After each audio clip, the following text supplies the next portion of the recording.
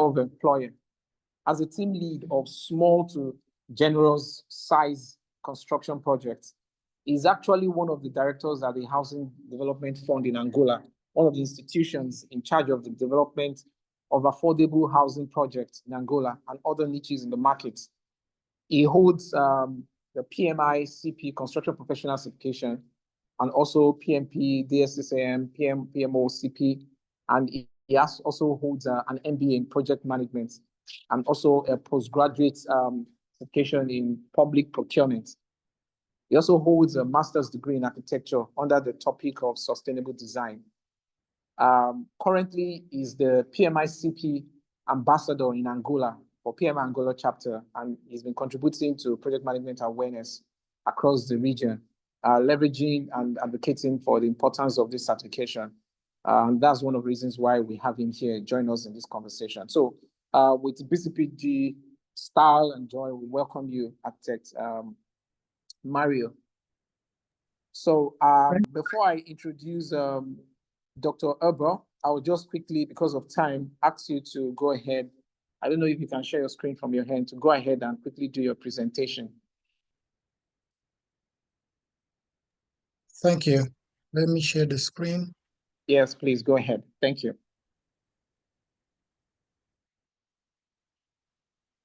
Well, can you see my screen? Yes, very clearly. Okay. I put it in the presentation mode. Okay. Thank you very much for the invitation. And I'm here, I was introduced, and I'm here to present the topic, leveraging AI technology for construction management best practices, which is an important topic in nowadays as professionals and as citizens of the world. Well, there is a small agenda for today's presentation, and I will start by asking, and you, of course, too, what is artificial intelligence? The second point will be focused on advantages and benefits of using AI in a general sense. The third point is with regard of enhancing construction management best practices with AI. I will dive deep in the utilization of AI in the construction management projects. Then, in the fourth point, we will make a small reflection on the importance of AI adoption in building collapse prevention in Nigeria.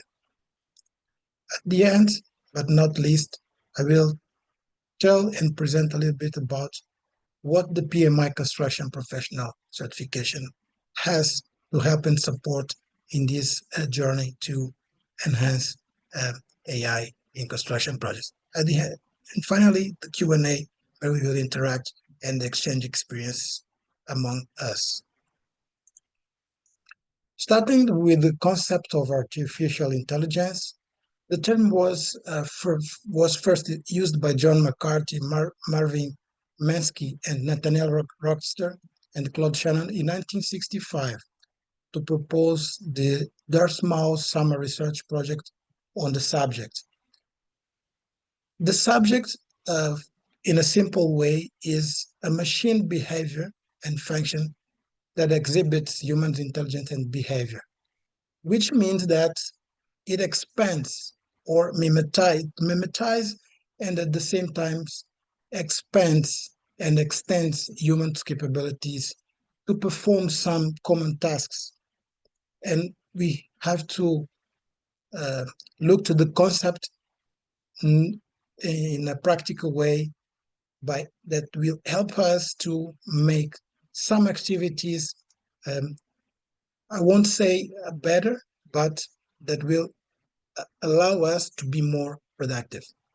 But more than just mimetize itself, because we have a lot to do with artificial intelligence, it can perceive and understand the surroundings. This is one of the most important behaviors, this mimetization that this artificial intelligence does.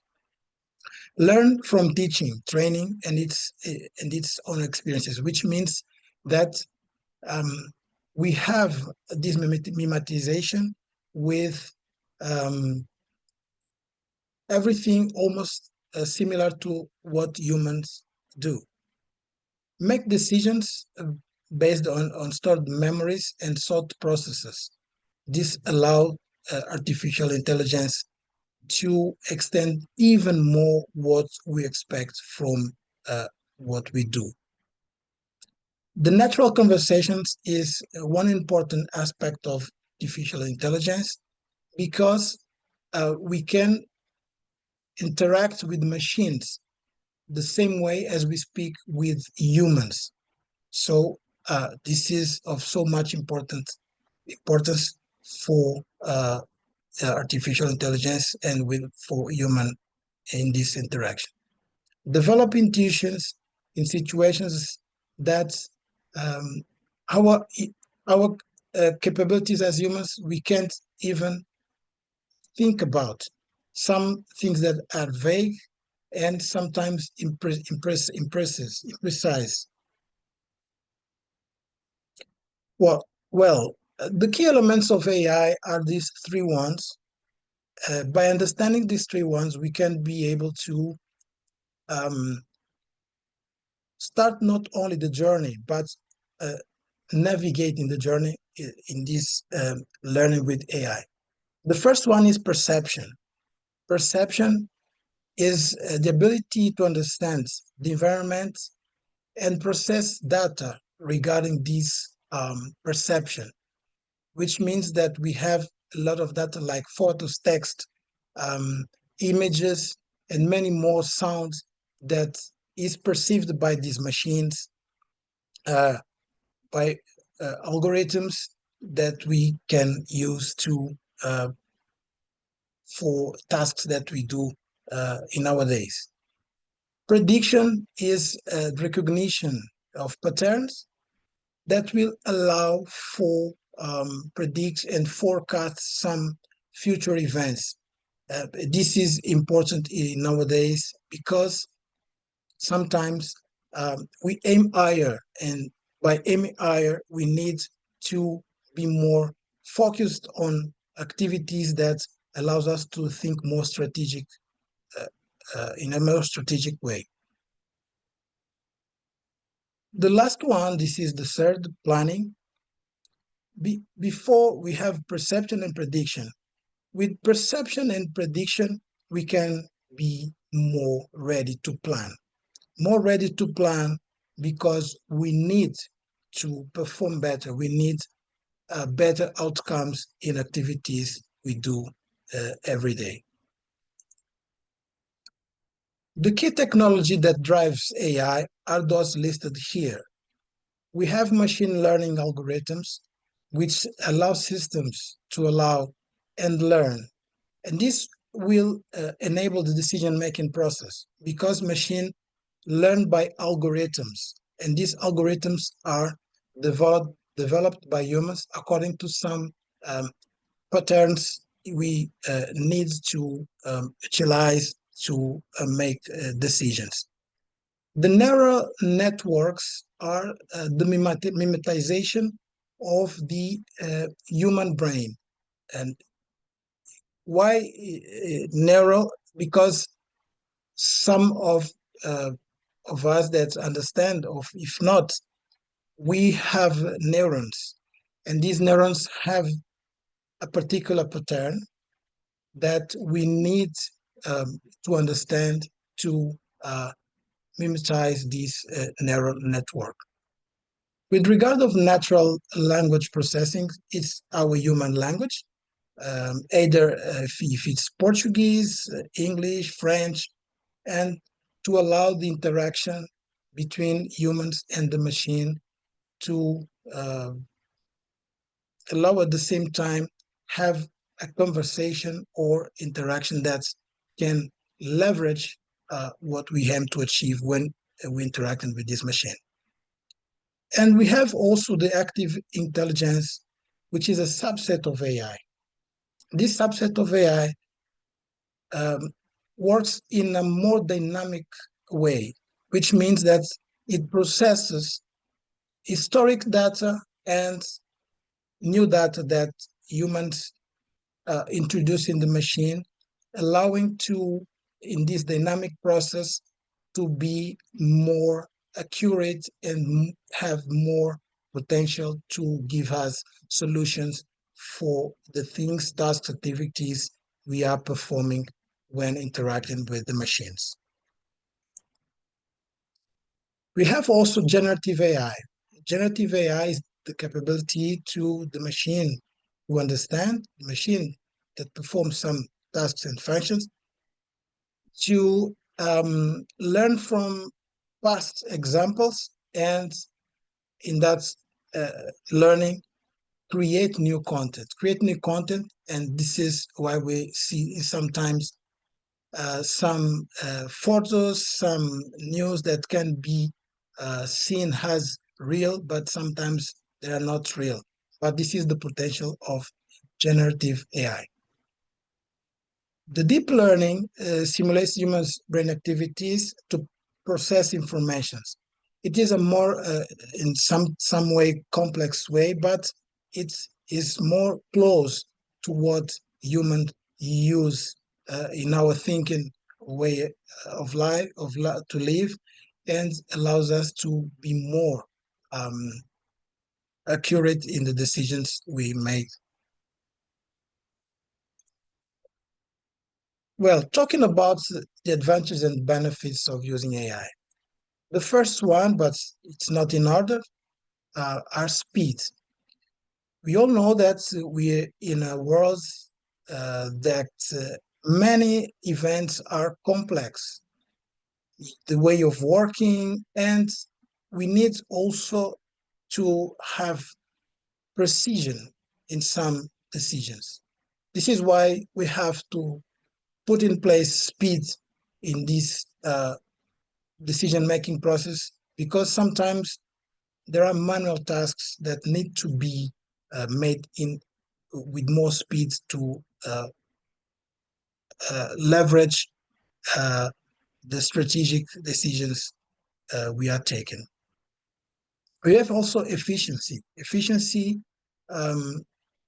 we are talking about almost time of making more with less, and making more with less regards in some way of cost saving and being productive. Making our workforce more productive. Safety. With regard of buildings, we have to talk about safety because we spend most of our time inside of the buildings, and for users we have to assure that they are safe, and mainly for stakeholders in the case, for example, of investors. Quality is also an important aspect to emphasize, because we need workflows, as I said before, efficient, but at the same time, that brings us the outcomes we defined at the beginning of any projects. Continuing with the advantages and benefits of using AI, we have data analytics, analysis insights. Sometimes stakeholders need insights to make decisions, and the use of AI can propel and at the same time leverage this decision making to make informed decisions. Predictive algorithms are of so much importance of these benefits, because AI is all about prediction. It doesn't mean that something will happen, but it will help us to make the right decisions when we are performing any task or carrying out projects, mainly in the case of risk management.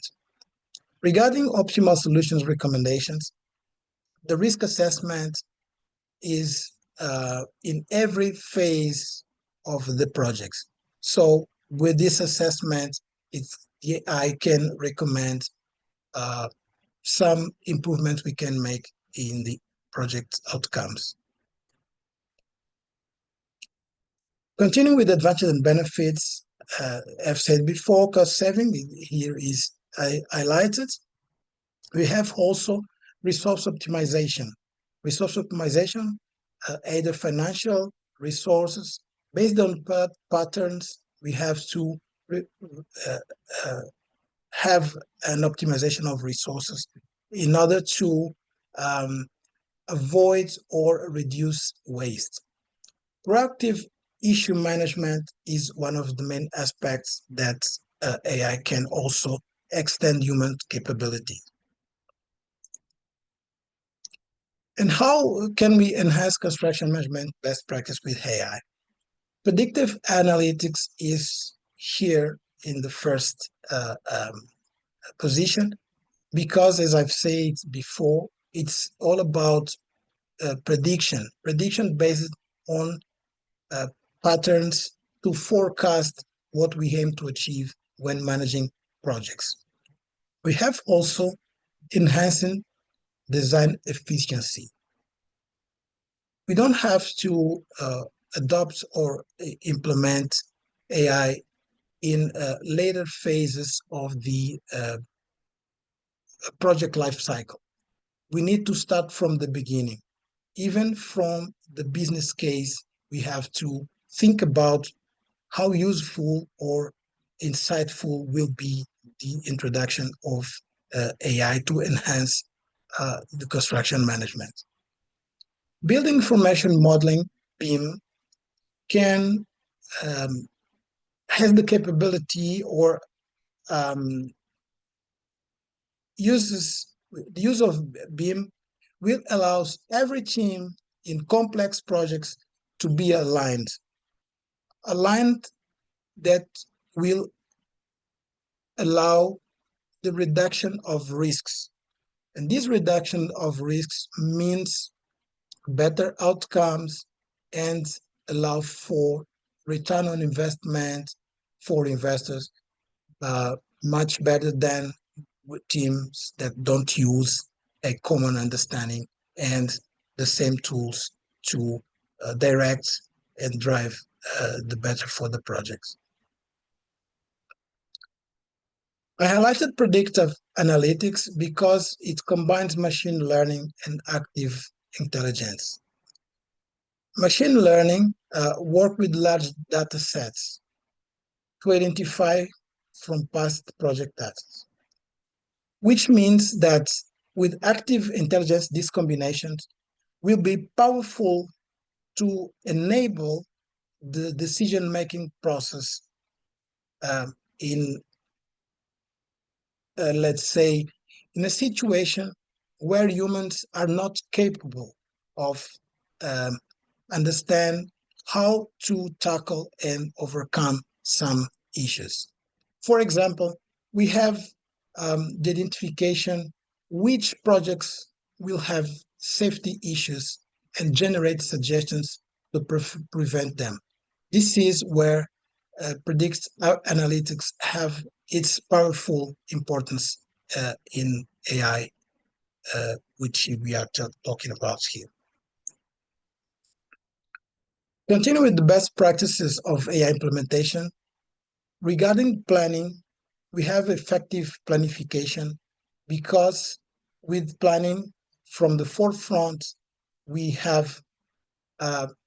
will have time to make strategic decisions more than just being focused on repetitive tasks but that don't create value. Another best practice is with regard of stakeholder engagement. Stakeholder engagement needs to be taken into account because we have to have the buy-in of the important stakeholders before we implement AI.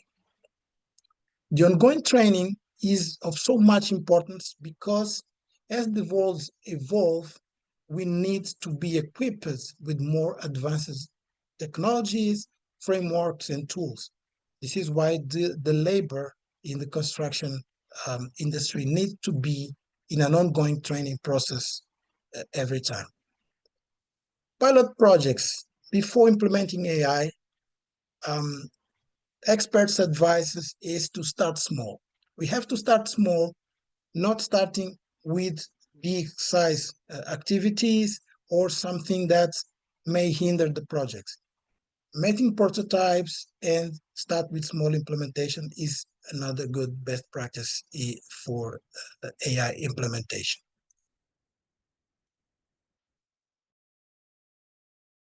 AI adoption, building collapse prevention in Nigeria is our next topic. I made some research and found that some drivers of building collapse in Nigeria are natural hazards, material fatigue, aging, design flaws, and human errors. I will highlight human errors because it comprises not complying with some standards.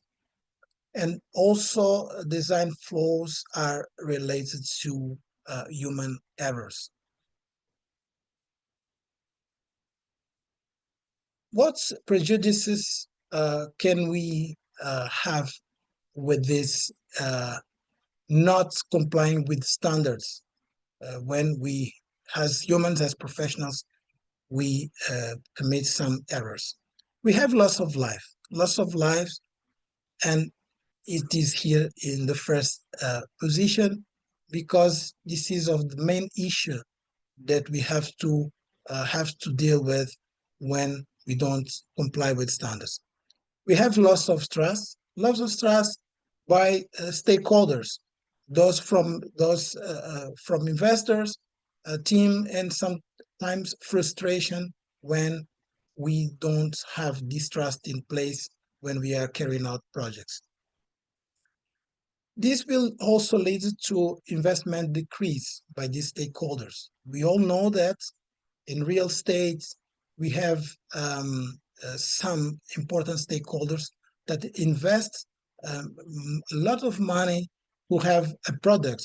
And when we don't achieve the desired goals and objectives, we have a loss of trust, and this will hinder our expectations in some projects. The reputation of organizations and professionals are also being hit with this loss of trust and the loss of financial resources, because we put much effort in one project and at the end we have this loss of financial resources. This will also lead to higher finance mortgage taxes and will have an increase in costs in some projects. These are some numbers that many of you already know with regard of building collapse in the Lagos from 2000 to 2021. These numbers concerns us as professionals because our aim as professionals is to deliver value to our organizations and to stakeholders, mainly those who will use the buildings or the constructions we perform or we carry out. By category, we have the residential buildings with 68.4% leading the collapsed buildings in Nigeria. We have also institutional buildings with 8.8% and commercial buildings with 12.8%. But as professionals, we want to give safety to people by performing well, by following the good standards. But common challenge to follow this is regulation enforcement issues. We need to not only wait for the regulatory bodies to enforce us as professionals to be compliant with these regulations. We have to have the commitment to enforce the regulation issues that we found when carrying out or performing as professionals. We have also training deficiencies. Training deficiencies means that professionals, as the world evolves, need to be equipped with most advanced technology, frameworks, ways of working to deliver value to what we do in our projects. And this also is related to poor construction practices. We have to evolve also. We have to be aware of the new ways of working to perform and to carry out projects to avoid poor construction practices.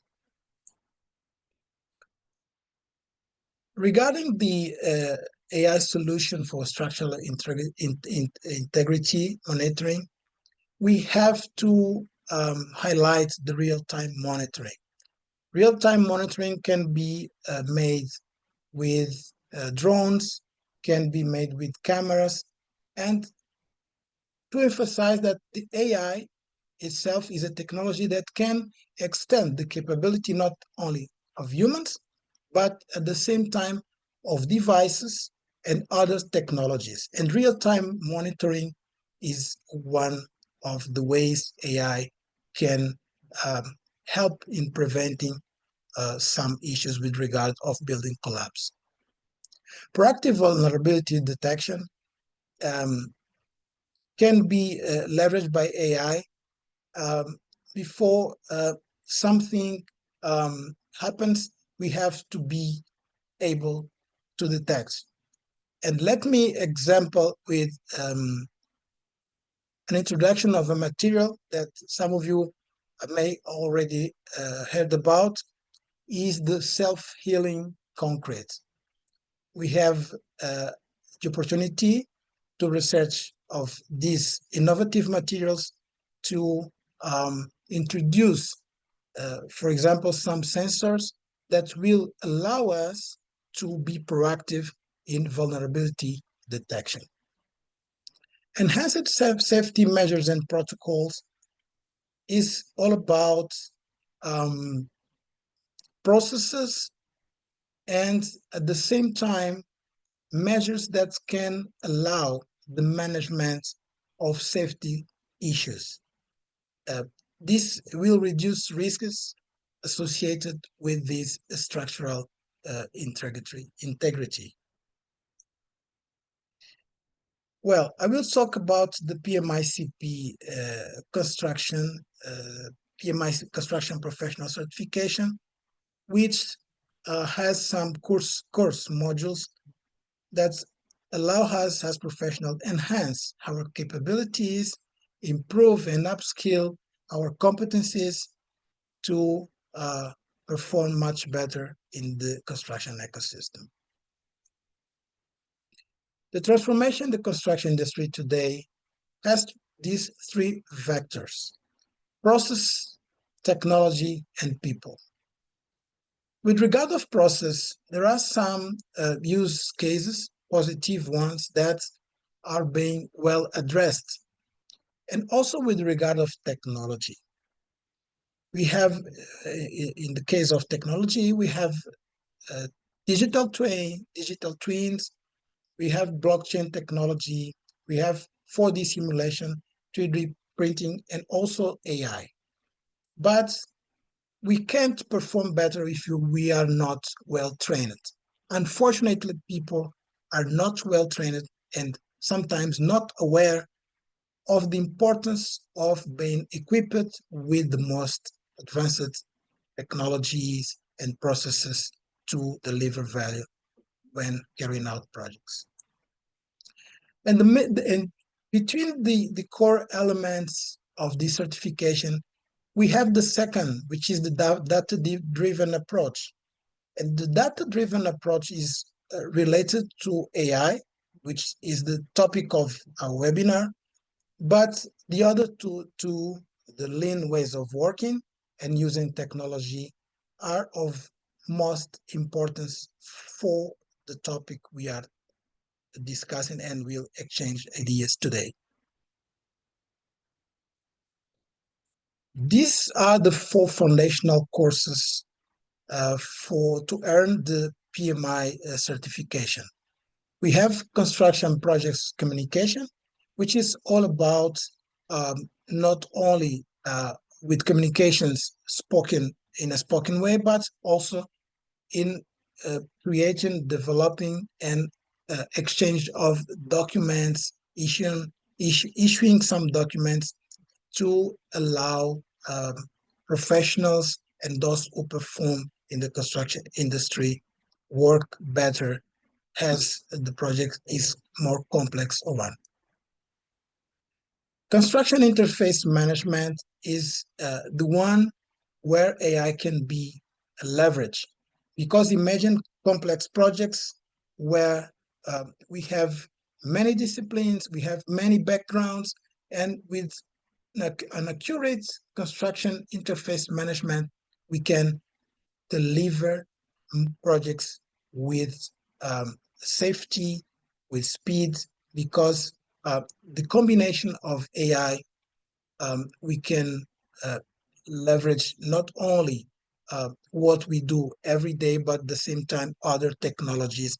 And the construction interface management is one way we can utilize the AI to perform better in our role. We have also construction scope and change order management, which is the third course of these 4. And finally, we have the construction contracts and risk management. These 3 other courses are not required for the PMI-CP certification, but they gives us insights. This in the middle, construction technology and innovation, is the one where we can have more knowledge with regard of not only AI, but other technologies that will allow us to overcome and tackle issues regarding the building collapse, and not only building collapse alone, but to have projects that give stakeholders value they aim to. And finally, this is a sentence with regard to the value proposition of PMI-CP that says that businesses the key value proposition is to enhance business and also to deliver efficiency, quality, and risk management in construction projects, because it will certainly lead to client satisfaction. I would use the key clients also as stakeholders, because stakeholders are the sponsor of our activities as professionals, and we need to have competitive advantage in not only for the level of our organizations, but at a global level. And this is why we have to be equipped with this and more knowledge to perform better and deliver value for projects. And I will end my presentation here. Thank you, and I will be open to questions when we will open to Thank you so much, Thank you. Mario.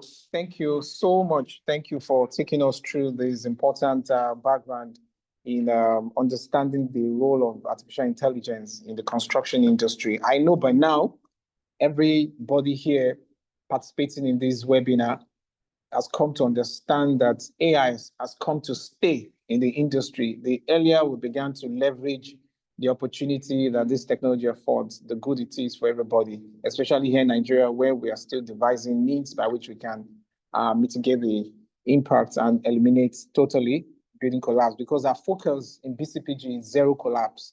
For us who have a question, please kindly make use of the chat box. I'm going to bring in two speakers right now for us to quickly look at some pertinent questions around the same topic, which I believe we need to further explore in order to do justice to this theme today that we're observing in the webinar. It's a pleasure to bring on board Dr. Abel. Dr. Abel, you're welcome. Dr. Abel happens to be one of the PMI-CP ambassadors in Nigeria. So it's a pleasure to have you around. Thank you. And also, I welcome Bldr Lawal Ahmed. Bldr Lawal Ahmed is the Managing Director of 225mm Construct Limited, and also the Vice Coordinator, the Deputy Coordinator of BCPG Ikeja Cell. So I welcome both of you on board. So I want us to quickly just discuss about these Thank few you questions. so much. Appreciate it. Yeah, thank you. So, I mean, there are important questions that people always, when you go out there, you see these are just questions that are common to pertinent conversations around AI in construction industry. Number one is, I want us to look at the significance of the challenges we're facing. This is not generally peculiar to us, just like some of the things that Mario pushed forward in his presentation. But for us to dig deeper into some of these challenges, I want us to quickly observe what are those significant challenges that we're facing in the construction industry today that seems to necessitate the experiences we're having around building collapse. So I will take you first, Bldr Lawal.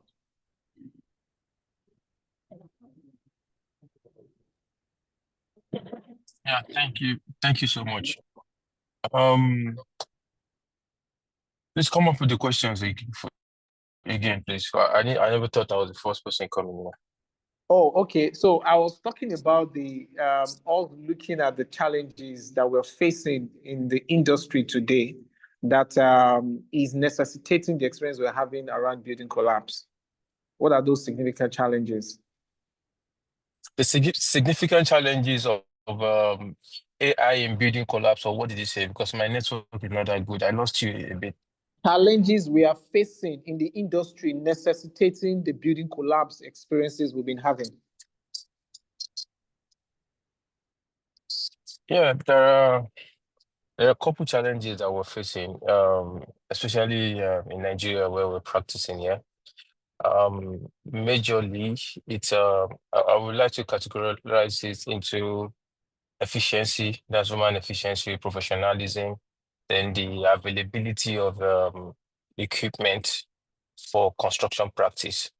A lot of countries globally, construction equipment are being subsidized for contractors that are registered with the government so that they can practice without directly impacting on the cost of construction at different levels. But unfortunately, we don't have such scope or process locally in Nigeria. And in terms of efficiency, of professionalism, construction industry in Nigeria has a high level of quackery. There are a lot of people that are not trained to be construction professionals by tertiary institution or other level of certification, and are actually practicing. That has brought a lot of compromise in method statement, application, professional codes and conduct, ethics and practices. So majorly, those are the key major aspects which we have had a lot of building collapse and challenges in construction. So I believe if that could be addressed and a proper structure is put in place to identify and guide against professionals that are well trained and seasoned to handle most of the construction process, especially on low-end construction, I believe building collapse will be totally eliminated. And for the equipment, the impact on the human economics, and it will enhance the rate of building production and other infrastructural development in construction as a whole. I think that is that for me. Thank you. Okay, thank you, Bldr Lawal, for those important points. So the aspect of the economics, then the the style of practice that is being adopted here. Truly, this actually enhances the rate at which we experience the building collapse. Okay, this question I will take to Dr. Abel. It's true that financing building construction is one of the main challenges that developers or the professionals in the industry face. How would you say that we can address this? What are the opportunities that we can actually seek in terms of financing construction projects in the industry? Because if we are going to make investments in equipment, the level of machineries, even this AI we are talking about, finance is very, very key. And the question I keep asking is how many professionals, how many practitioners, how many developers can really invest into this? So what are the opportunities like when it comes to accessing to finance? Dr. Abel.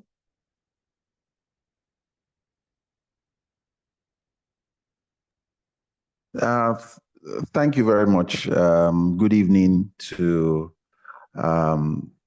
our participants online. Very interesting question Good evening, sir. that you've just posed. Can you hear me? Yes, clearly, please. Oh, okay. Yeah, sure. Loud and clear. Yeah, we can hear you. Please proceed. Okay. The opportunities are, there's the opportunities for us in terms of adoption of AI and then access to finance and things like that. It's quite enormous.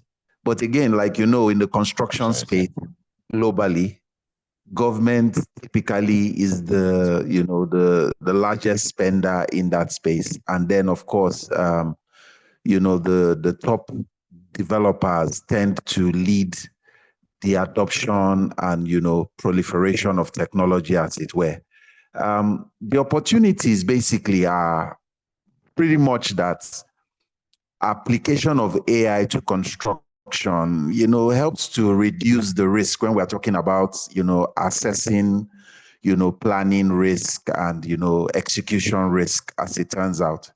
I know a lot of, if we compare the adoption cross industry, we'll see that in terms of construction, we are lagging behind.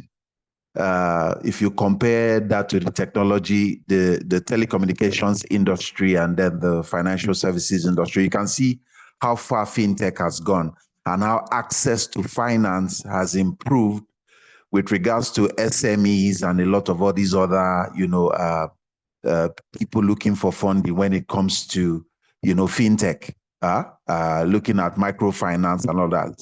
Same thing with technology when it comes to, or AI, when it comes to, telecommunications. You can see how far we've gone from when, GSM was introduced to now. Same cannot be said of construction industry, unfortunately, because we've not pretty much adopted technology. And then the opportunities to now adopt technology and have access to financing is where we stand. Do we begin to look at how to use technology to improve the risk? Because if the risk is very heightened, of course, finance would not want to come in. The opportunity to get finance comfortable or to de-risk the construction space to allow finance coming is one of the major opportunities that technology and AI, presents when it comes to construction. So the risking, and then of course, ability to predict, predictive analytics. These are part of the opportunities that technology presents in terms of having access to finance. For instance, you've developed a building that has a typical life of maybe 50 years. But then again, looking at the challenges that we have a very huge population. So the dead load or the life of that building is typically shortened on account of, how it is used or the pressure and all of that. So using technology to know at what point are buildings susceptible to failure, at what point are buildings required to have, maintenance and things like that also improves, the funding opportunity that becomes available, because once you do that, you've reduced or you've mitigated the risk significantly, right? So these are the things and these are the opportunities that technology presents. I know another thing might be the access, and that is where I started by saying government. I think tax incentives that will enable practitioners in the space be able to have access to this technology or adopt them at an affordable pace will be very, very, very helpful. This is now on the side of government here. Again, to policies that, help and support practitioners in the space. Using technology, I'm acquiring this technology, is going to cost me. Does the tax system, does the policy system allow me to defray that cost? Is there some level of incentive? So on the side of governments, these are the things that we'll be looking at to be able to access it. I know they are expensive, but again, too, it's being proliferated. It's no longer as expensive as it used to be. Now you have AI on your phone, you have it on your, you have it on your laptop. So ability to be able to understand how to apply it is, a critical opportunity. But then applying it to what we do as professionals more or less eases the risk and in a way creates access to funding for both acquisition and for, practice in that regard. Thank you. Thank you, Dr. Abel. So this is very pertinent, and I think it's a new knowledge that we all need to embrace, and we don't need to be stuck in the conventional way of practice. Technology is something we need to adopt, is something we need to adapt to, because changes are imminent and it's just right in our faces. So in solving all these problems we're facing, how much of technology we're going to leverage on it. So thank you for raising this issue about policy. And I think I'm going to raise another question around this and throw it to Bldr Lawal, because like you mentioned, rightly mentioned, Dr. Abel, government has a lot to do, not just only in regulating. Yes, can you hear me? Dr. Gbolahan. Yeah, I can Hello, hear you. Before you proceed to the question, okay. I would like to. I can hear you. Can you hear me? Clearly, please go Before ahead. you proceed to the next question, I would like to buttress. Yeah, I'd like to buttress the point that Dr. Abel made, and to actually share some experience with all of us here. Okay, please go You ahead. see, one of the biggest challenge in this part of the world, in this West Africa that we are, Nigeria precisely, we need to encourage and we need to encourage and mentor the younger generation that are coming behind us to hold on strongly and firmly to integrity in practices beyond construction, real estate, and all that.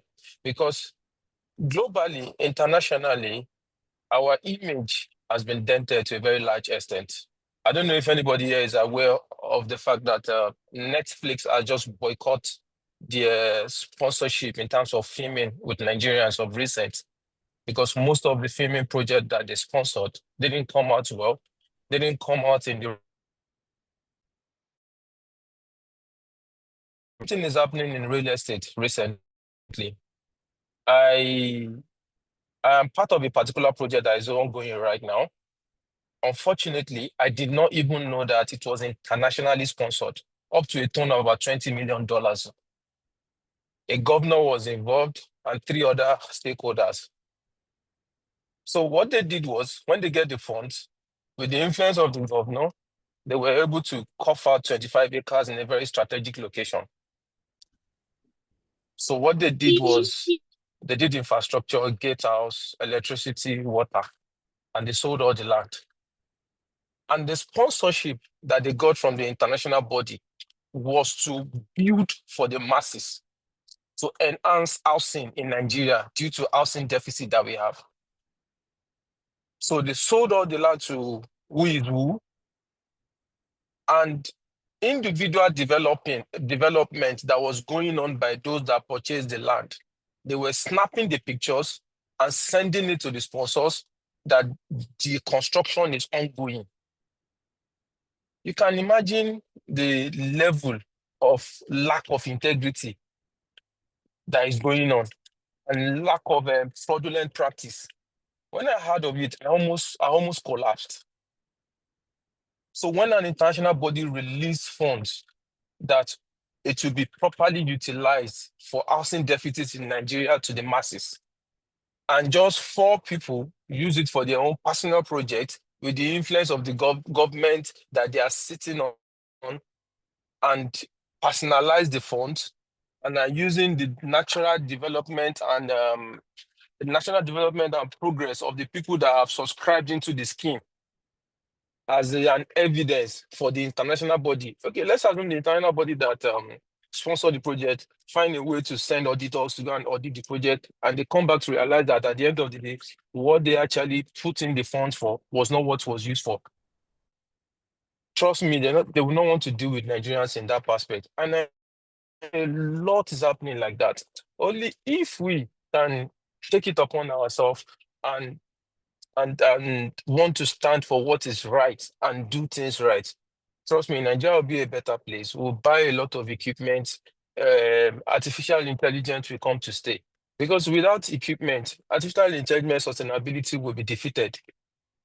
There are people that work from home abroad that operate crane that are batching construction materials on an active site while they are working from home. So a lot is happening, but if we don't treat our sponsors well, we don't do what we're supposed to do in line with integrity, the funds are not properly implemented, the effect of the growth is not happening in the right direction, then I would definitely be lacking behind. That's what I just feel I should just share and input to everyone here, that we have the individual and every one of us need to challenge each other and do what is right in our different kind of skills at which we operate locally. Thank you.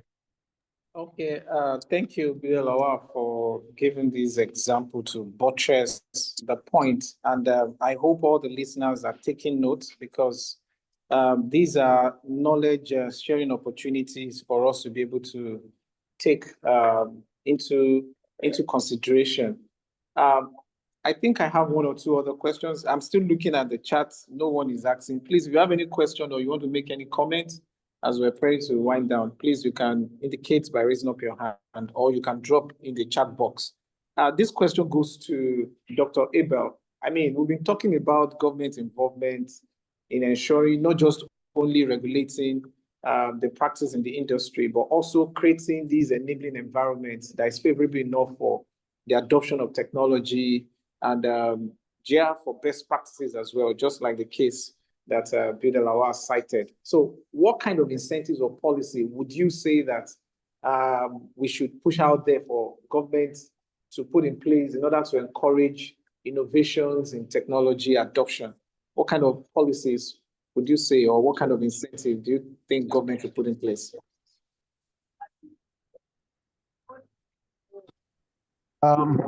Thank you very much. I think that Bldr Lawal had also done some job. In terms of course, not to park the bus in front of government now. One of the things that we had, for instance, he was talking about how AI and technology has changed the face of job creation in some industries where people actually operate remotely. You know, they are functioning sites, log in, they operate remotely. One of the things that also needs to look at and understand, because one of the things that hinder our adoption of technology is a lack of infrastructure. We are really behind when it comes to infrastructure, and it's like construction practice and technology are at war with each other. I'll give you an example. I live somewhere where construction of the road has been going on for almost 2 years.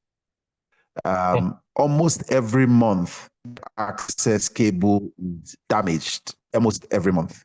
And when it is damaged because of the ongoing construction, and this is an attitudinal issue, it's not because our people just, so government needs to begin to look at the importance they attach to technological infrastructure, the provision, the protection of such infrastructure. Very, very key. One of the things that government needs to also begin to look, because our internet access is very low when you compare it with some other nations that are adopting technology and are moving ahead. Internet access for us is very low. That the government begins to look at as a benchmark as well to say, okay, so how are we at? Because adoption of technology in construction hides on access to data, access to the internet, access to all of these things. So infrastructure is a key thing that they look at to ensure that, adoption of technology begins to happen. The next thing, investing in education and training programs to develop AI talent. This is something a lot of countries are beginning to look at. For instance, if you look at countries in Africa like Egypt, I spent some time in Cairo, and I realized the speed at which they basically are delivering and printing in Cairo, yeah? And at that pace, they are not even meeting up their deficit compared to we are not even adopting this technology. And that adoption has to start from investing in education and training in that regard to improve AI talent. Right, it's very important, because there is one thing for you to be trained in project management. There's another thing for you to have the AI skills that you require to apply AI in your job and move forward, in any endeavor you find yourself. And then construction is one of the best providers of labor, and educating people within that space on the application of AI will make a huge difference. Job creation and, innovation and all of that. So government investing in that angle is very important. Then establishing regulations and standards for AI adoption in construction. Very important. Like what Bldr Lawal just said, one of the things that we need to look at, because we've used technology and the application appropriately. We've often done an abuse of technology than proper use, right? So the regulation, because there are two key things when you look at AI, and these two things run around and the legal ambits, right? Not everything that I can do or I should is ethical. Even if it is not immoral, it might not be ethical to do. Even if it is moral, it still might not be ethical. So regulations, clear standards begin to help us to determine what's ethical and what should not be ethical in that space. Because at the end of the day, you might be doing something that the regulations is not against, but ethically it is not right. And your investors, your partners, your stakeholders, they will react. And the only way they react, just like what is to move investment to another location or another country where there is some semblance of ethical balance and standard and regulations. Absolutely. So the government has a role to play. Yeah, the government has a role to play in that regard. Very important. Very, very important. Because I can do something and the law does not stop me from doing it. That doesn't mean that ethically I should be doing it. And the only big stick in the room to stop me ethically from doing it is the government. So if the government needs to wake up to that responsibility and begins to look at it and all of that. Then the last one I'd mentioned I think I mentioned it earlier, the tax incentives. If I'm going to do research and create content, that would drive adoption of AI in construction, there must be some level of incentive that the government will want to make available. If I'm going to acquire technology that would make my job easier, for instance, I've acquired technology that allows me to build faster. Let me use an example. On a typical site, when we batch and we batch, then we pour concrete using typical normal regular man waka batcher system. Just to apologies for my language. We will typically spend somewhere around maybe 2-3 weeks if we are fast, sometimes 4 weeks if the weather permits, to lay out maybe 100,000 square meter of space to have it concretized.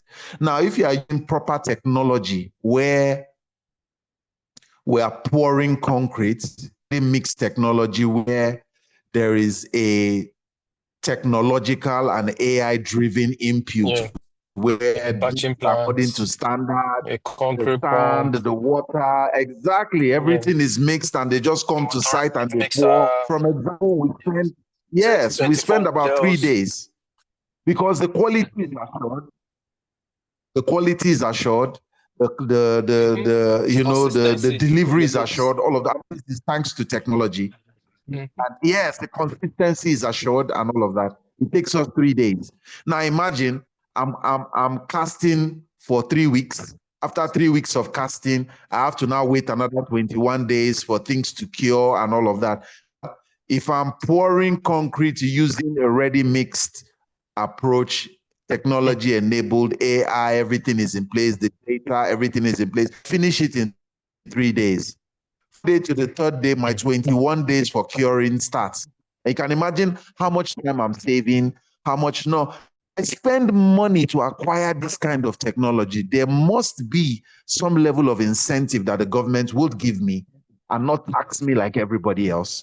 You give me some incentive. You must put some policy in place, because the faster the more houses I can deliver, the faster we reduce our deficit, our housing deficit, and our infrastructure deficit. So the government needs to come to that reality and begin to look at all those things. Thank you very much.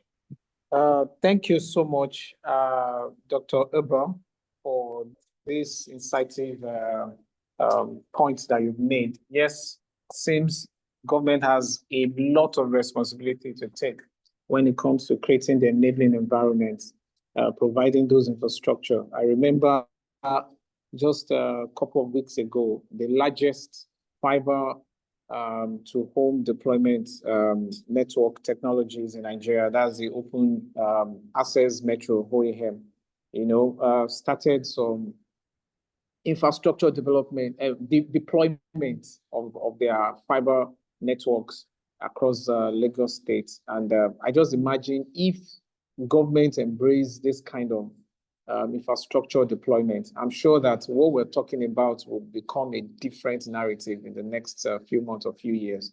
So we just need to keep pushing this conversation out there and see how to ensure that the people who are the heads of affairs in making decisions and putting right policies in place, take the right actions. We're winding down now because I know time is fast spent.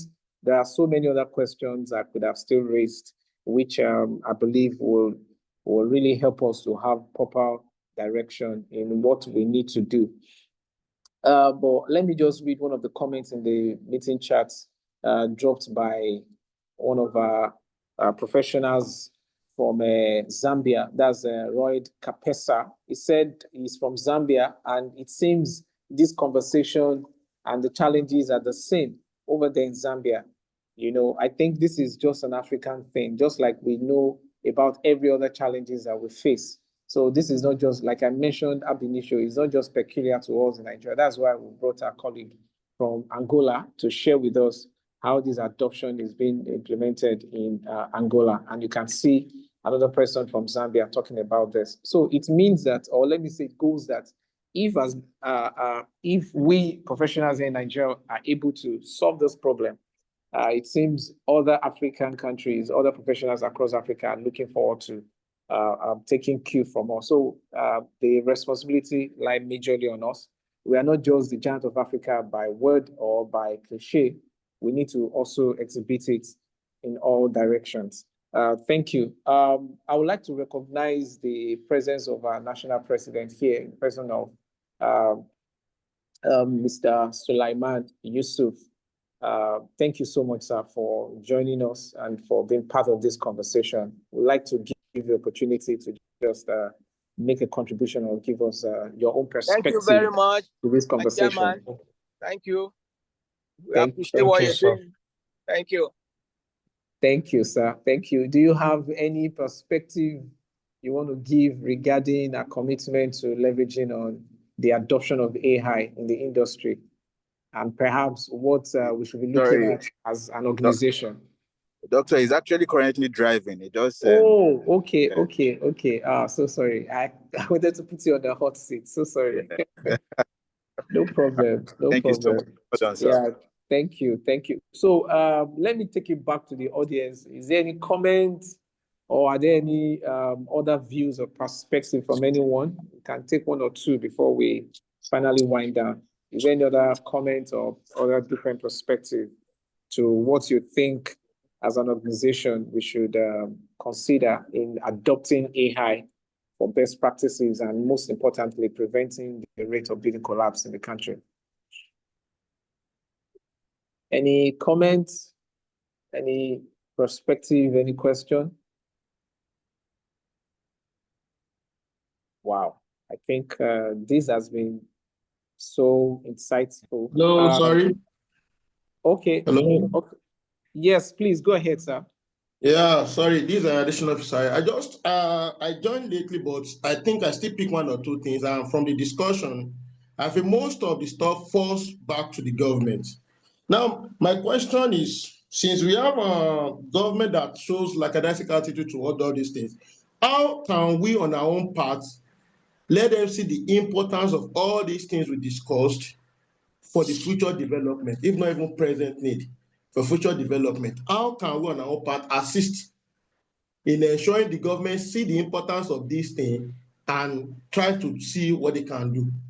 Because we just keep saying it, and when we say all these things, the government might not see the importance of it. We are the one being the professionals that knows the importance of these things. But how can we help the governments too to realize this, and so they can channel most of their energy with respect to these things? Okay, thank you. Okay, Dr. Gbolahan. Yes, you want to Yeah, respond? can I speak to that? Lawal? Yeah. Yes, I please would like go to speak ahead. to that. Thank you. Go Yeah, ahead. thank you so much. Yeah, thank you, sir. That's a very, very good point. Like in Yoruba adage, they say, Ile Latin Kesho, charity begins at home. And I think I mentioned this earlier in terms of integrity and your personality trait. If we are dealing with a lot of parties and we are the originating party, the way we portray our image, the definition of what we want to do goes a long way to the process, to the end of the construction procedure. Like there was a time the Ministry of Drainage, they gave me a contract to do 800-meter drainage. The bill was quite very low, mechanized process. So I had the equipment, I found the equipment even before that project came up. So I had to use an excavator to excavate it. So in like 3 weeks or a month, we're done with the drainage completely, 100%. So when they brought, as that was a point whereby there's all this inflation variation thing. So I already had a clue that they're about to do variation. So they now said they want to recost my contract lower from the initial contract. I told them that what was happening. They said the excavation was supposed to be XYZ amount. And I told them, no, rent per day. How much is diesel? I'm supposed to spend to excavate this project. They couldn't answer. He's expecting me to use manual labor. Manual labor in China. I don't understand. Country going forward or we're going backward. At the end of the day, I wrote an official letter to the ministry and I was involved and I defended it and they eventually nice process. So we need to start picking what is supposed to be done from our own end. If you're supposed to use grade 30 concrete, use grade 30 concrete. If you're supposed to use a mechanized process for the capacity of the project, stand your ground. Standing your ground might be a very lengthy battle because almost all the whole party will go against you at the beginning. But on the long run, if you know what you're doing, you can defend it, you can prove it, you will eventually win the race. And the thing is, you might lose that particular process that you're fighting up. They might give it to someone else. The person will eventually mess them up. Trust me, they will come back to you. So it's something we need to harmonize within ourselves to stand for what is right as professionals and do what is right at all times. It's a battle that has been on, it is minority against the majority, but due putting our faith into the job and doing what is right, I believe you will always come top notch. Like I used to say to my better to do all the jobs. Ones I do that makes the significant landmarks. And the clients, from the client as well, the people that are giving us this job executing, I don't know if there's a way that we can create awareness. And original accessories is always more expensive than a fake accessories. And if a fake accessories is being sold for like 2,000 naira, for instance, and it's going to last for like just 6 months, an original one is being sold for like 10,000 naira, which is a lot of difference, and it will last you a lifetime. Buying 2,000 naira is just penny wise because it's only going to last 6 months. So in like 2 years, or no, that's not 2 years. In like 3 years, you have already exhausted the funds that are supposed to use to buy an accessory that will like doing my project. When I don't like giving them an estimation. I like to break it down. When it gets to some section where it is sacrosanct, we need to jointly make a decision, especially when it's come to things like tiles, sanitary, and some other components in the construction material. I like to take them to sports. When you take somebody to hand-grow store, you take somebody to Gbolahan store, and you take somebody to a China-made store in Orile, in most cases, out of about 10 clients, 8 of them will buy Gbolahan, 8 of them will buy hand-grow, 8 of them will buy IMEX, 8 of them will buy what's this old sanitary wares? I've forgotten the name. They will go for the original eventually. They might not want to give you the money because the popularly demonstrated sanitary wares are the China one, that the prices are popular among people within the system. So rather than give them that Android, that they will start looking at you as if you want to take the money for the expensive one and go and buy the substandard one, I'll just take them to the store. I'll take them to all the different stores. Yeah, make the comparison for yourself. So by that, I convince a lot of clients to game in terms of contracts on that will be able to enable the professionals to give them service money. I defended Bldr this month. I said, yeah, it's a lot, but we're using all materials original. If you want us to downsize, but it will not be like our previous projects, we can explore China option. He said, no, I don't want. Because he has tested it. I've done about 3 projects for him that will use original materials, and it stand the test of time. Even the subscriber that bought for him, the feedback was amazing. All they will say is this house was built to live in, not for real estate project for sale, because of the finishes and the quality of the materials that was implemented. So, like I said earlier, charity begins at home. We need to take it upon ourselves. The more people like us wants to do the right thing, the more the gospel spread, the more the government notice the differences. Yeah. Take over the industry. Well, thank you very much, gentlemen. And Thank you, Bldr. yeah. Thank you. Just a closing thought. I would like Architect Mario to give us his closing remarks. Then I think one other thing I would do is just to give us an insight into the 2 free AI PMI courses that all of us who have registered will receive shortly after the webinar. So, Architect Mario, your closing thoughts. Thank you, Gbolahan, and all attendees and panelists. We need to change the way we work, and all the insights that has been given here need to create awareness. But more than that, we have to act with commitment, responsibility to change our environment, because we need, as humans, to live longer. And to live longer, we have to do well.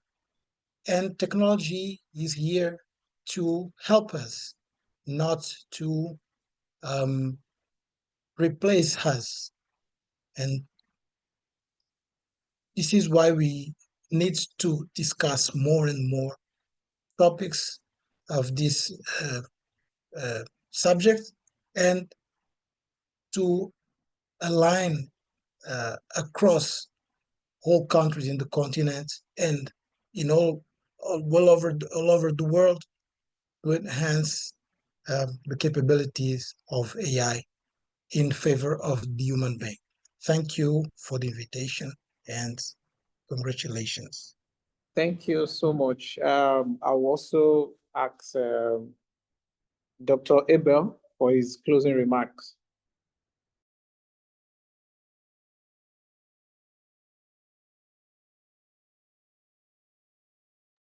Hello, Dr. Abel. Your closing remarks. Thank you. Can you hear me? Yes, clearly. Go ahead.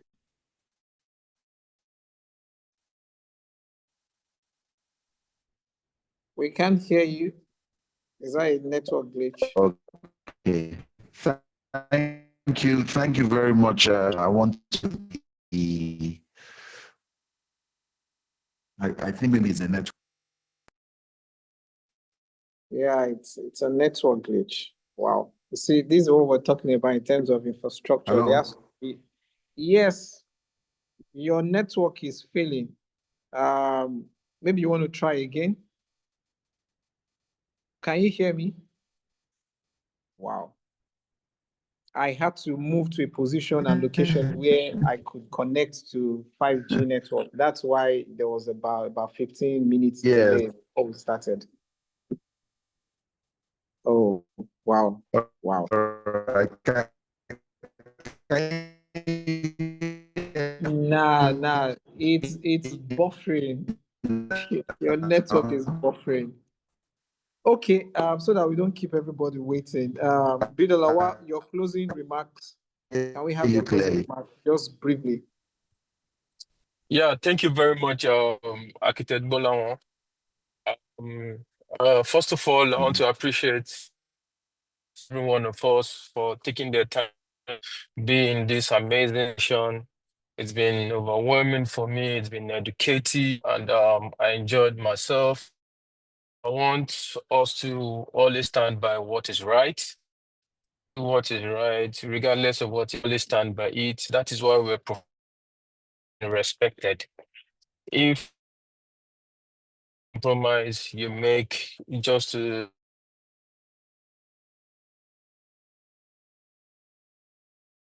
deteriorate as a professional. So let us all always stand for what is right and be an ambassador of goodwill in the industry. Thank you so much, and let's have a great evening. Thank you.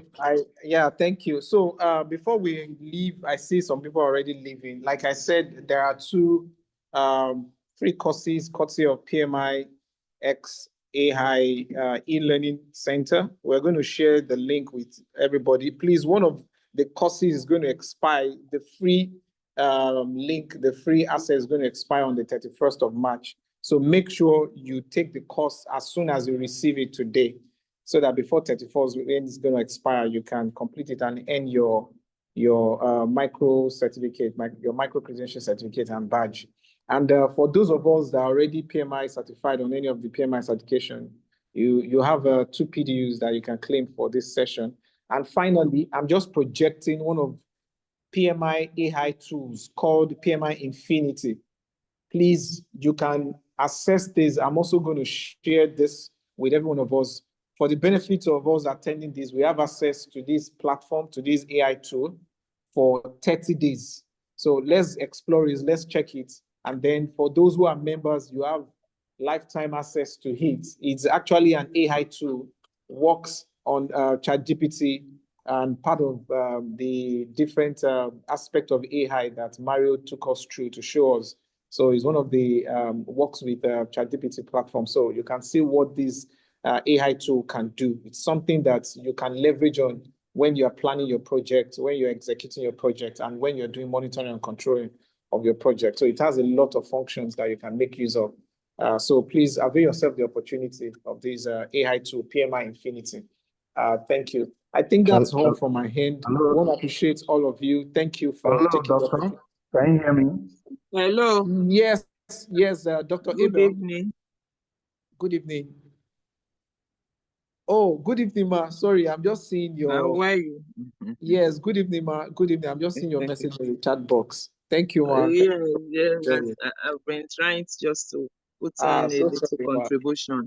So sorry. Please go ahead, ma. Thank you for joining. Yeah, just appreciate this kind of webinar that you are bringing on our labs, and really is quite inspiring, as I put it. And you have really nailed this technological development that we need to imbibe. We really need it, and you just have to adopt and adapt, as you mentioned. That there is to say AI, to be left behind in this AI development is like we are just doing nothing, because the way construction is doing all over the world now is amazing, and we just have to imbibe it. I appreciate what you are trying to do, to project, and the way you want us to go about it, to make it easier for us to develop ourselves in it. So just appreciating you and your team, and say thank you so much for this wonderful outing. Thank you so much for appreciating us. We thank you too for your leadership. Thank you, Ma. Thank you so much. Thank you.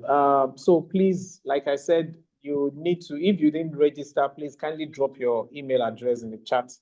But for those that register, don't bother. We'll have access to your email. We'll reach out to you via registration details. And please, you can also look out for some of our communique, because we are going to publish our communique based on this conversation. Like someone asked, how can we ensure that we interrogate this issue and also engage government in what they can do? Yes, we are going to definitely get this message across to government through our publication and ensure that we lend our voices, but it's something that we need to do collaboratively, most especially with other professional bodies. I'm aware that there are some locations, even in Lagos, where you cannot fly a drone because there are no drone flight zones because of the NCCA policy and FAN policy.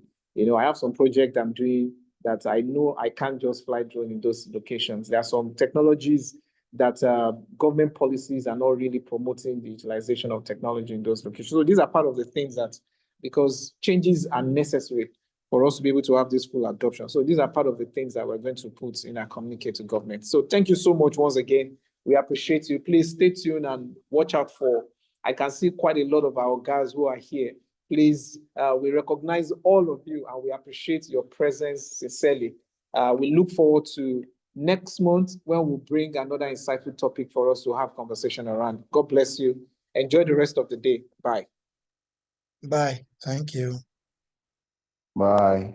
Yeah, bye. Thank you so much, Mario. Bye. Thank you, Thank you. Abel. Thank you, everyone. Yeah, thank you, Bye. ladies and gentlemen. Thank you, Architect Gbolahan. Thank you. Thank you very much.